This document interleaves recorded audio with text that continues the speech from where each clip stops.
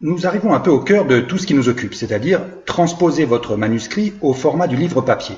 Pour cela, CreateSpace met à notre disposition un fichier texte modèle qu'il va nous falloir utiliser.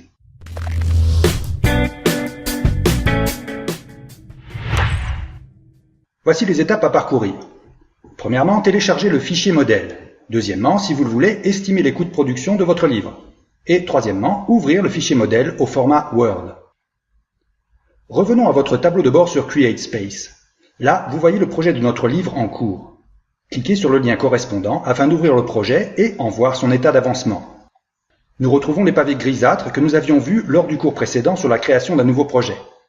Vous voyez que pour l'instant, nous sommes bloqués à l'étape intérieure du livre, du deuxième pavé Setup ou Préparation en français. Cliquez sur le petit lien Interior pour reprendre la procédure. Voilà. Remarquez que les pavés grisâtres de la page précédente se sont pliés en quelque sorte sur le côté gauche de la page pour être plus visibles.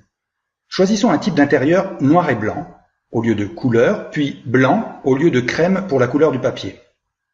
Nous allons laisser le format standard proposé et recommandé, à savoir 6 pouces de largeur sur 9 pouces de hauteur. Vous avez aussi ces tailles en centimètres juste à côté. Nous allons télécharger le fichier modèle localement. Cliquez sur Formatted Template, modèle formaté en français, pour télécharger le fichier au format Word sur votre ordinateur. Une petite fenêtre s'ouvre.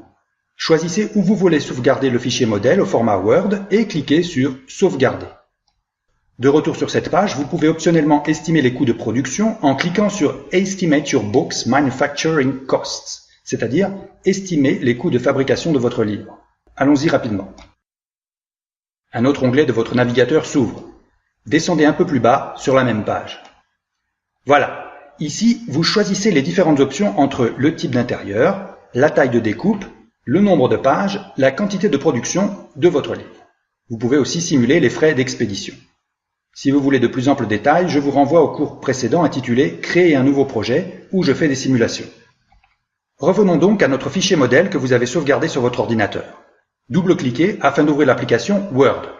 Si vous n'avez pas Word sur votre ordinateur, vous pouvez utiliser la version stable de traitement de texte gratuit et en français de LibreOffice. Consultez pour cela les ressources de ce cours. Ensuite, vous n'aurez plus qu'à sauvegarder au format RTF par exemple, qui est accepté par CreateSpace. Nous admettrons ici que vous avez une version de Word. Voici donc ce que vous devriez avoir à l'écran avec un zoom à 100%.